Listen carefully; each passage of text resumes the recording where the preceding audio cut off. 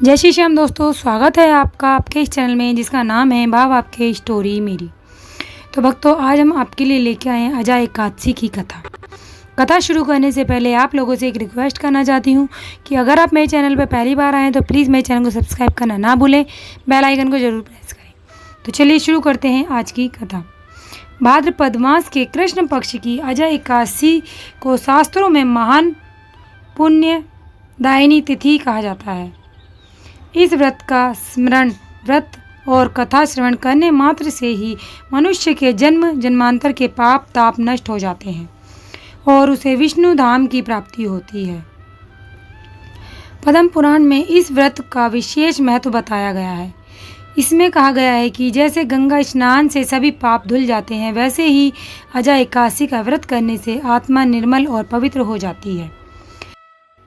इस तिथि को उपवास, हरि स्मरण, भजन और कथा सुनने से जीवन में सुख, धर्म और मोक्ष का द्वार खुलता है। प्रिय भक्तों, आज हम आपको इस पावन अजा एकादशी की दिव्य कथा सुनाने जा रहे हैं। इस कथा को सुनने से न केवल पुण्यों की प्राप्ति होती है, बल्कि भगवान विष्णु की कृपा से हर दुख और संकट का भी नाश होता है। और आप सभी भक्तों को अजा एकादशी की हार्दिक शुभकामनाएं। बहुत समय पहले की बात है।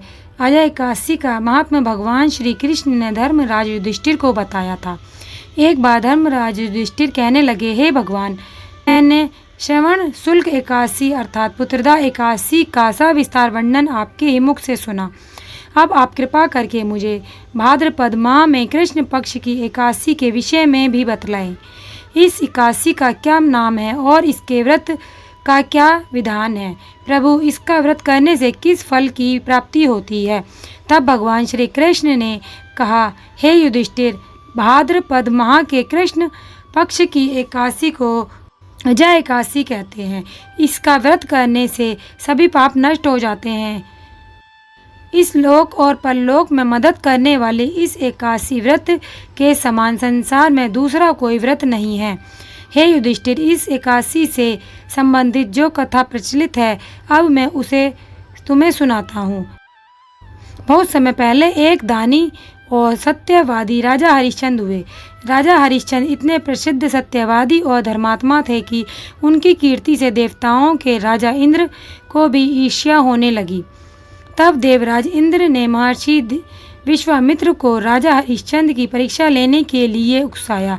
इंद्र के कहने पर महर्षि विश्वामित्र जी ने राजा हरिश्चंद्र को योग बल से ऐसा स्वप्न दिखलाया कि राजा स्वप्न में ऋषि को सब राज्य दान कर रहे हैं। दूसरे दिन महर्षि विश्वामित्र अयोध्या आए और अपना राज्य मांगने लगे।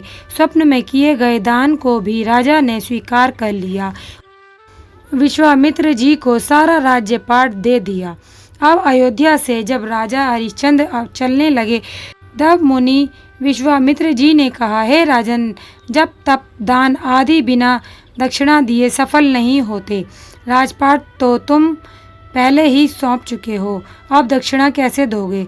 तब महाराजा हरिश्चंद्र ने महर्षि विश्वामित्र से दक्षिणा लेने के लिए 1 माह का समय लिया और वे काशी आ गए।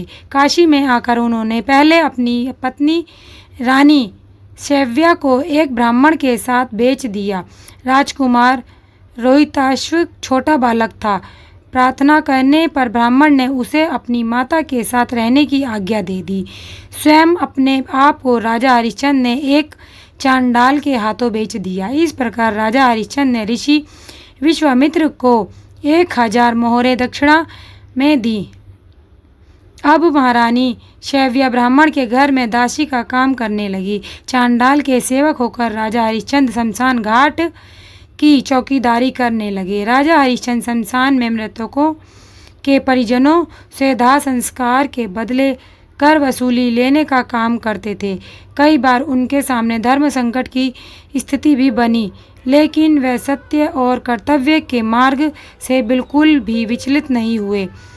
फिर एक दिन शमशान भूमि की तरफ गौतम ऋषि आ गए। राजा ने ऋषि को प्रणाम किया। गौतम ऋषि ने कहा, हे राजन, किसी पूर्व जन्म के पाप के कारण आपकी यह दशा हुई है। यदि तुम भाद्रपद कृष्ण पक्ष की एकादशी का व्रत करो और अजय एकादशी व्रत की कथा सुनो तो तुम्हारा इस स्थिति से उद्धार हो जाएगा। राजा ने ऋषि की बात मानी और अजय एकादशी का व्रत करने लगे। एक दिन राजकुमार ब्राह्मण की पूजा के लिए फूल चुन रहे थे कि उसे एक सांप ने डस लिया। सांप का विष झटपट राजकुमार के शरीर में फैल गया और राजकुमार धरती पर गिर पड़ा। उसकी माता महारानी शैव्या को अब ना कोई धीरज बांधने वाला था और ना ही उनके पुत्र की देह को शमशान पहुंचाने वाला था। तब रानी शैव्या रोती बिलखती पुत्र के शव को लेकर शमशान में पहुंची तो पुत्र के शव को देखकर राजा हरिश्चंद्र का कलेजा भर आया, क्योंकि उस समय राजा शमशान घाट में मृतों के शवों का दाह संस्कार करने का काम किया करते थे। इसलिए अपनी पत्नी से अपने पुत्र की मृत्यु का सारा वृत्तांत सुनकर राजा हरिश्चंद्र ने कहा कि रानी, इस समय मैं अपने कर्तव्य में बंधा हुआ हूँ। जो भी यहाँ दाह संस्कार के लिए आता है उसे कर के रूप में कुछ न कुछ देना ही पड़ता है। अब रानी के पास तो देने के लिए कुछ भी नहीं था। राजा हरिश्चंद्र को बड़ा दुख हुआ, किंतु वे अपने धर्म पर स्थिर बने रहे। दोनों ही इस दुख की घड़ी में भगवान को याद कर रहे थे। जब राजा हरिश्चंद्र ने अपनी पत्नी को दाह संस्कार नहीं करने दिया, तब रानी ने अपनी आधी साड़ी चीरकर राजा हरिश्चंद्र को कर के रूप में दे दी। भगवान भी यह सब कुछ देख रहे थे। राजा हरिश्चंद्र की कर्तव्य परायणता को देखकर भगवान नारायण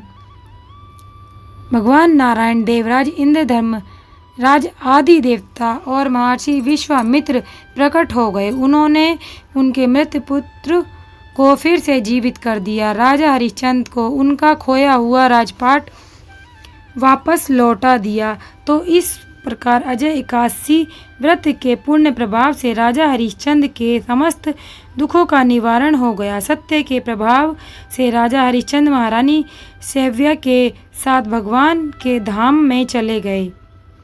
भगवान श्री कृष्ण कहते हैं, हे राजन, यह सब अजय एकादशी के प्रभाव से हुआ। इसलिए जो मनुष्य पूरी विधि विधान से इस व्रत को करते हुए रात्रि जागरण करते हैं, उनके समस्त पाप नष्ट होकर अंत में वे स्वर्ग लोक को प्राप्त होते हैं। प्रिय भक्तों, आपने अभी अभी अजय एकादशी की पावन कथा का श्रवण किया। जिस प्रकार इस व्रत के प्रभाव से राजा हरिश्चंद्र ने अपना खोया हुआ राज्य, पत्नी और पुत्र प्राप्त किए और उनके सारे दुख दूर हुए, उस शास्त्रों में कहा गया है, अजय एकादशी का व्रत करने से मनुष्य को गंगा स्नान, दान और यज्ञ के समान फल मिलता है। इसलिए प्रत्येक साधक को इस दिन भगवान विष्णु का ध्यान, उपवास और कथा श्रवण अवश्य करनी चाहिए।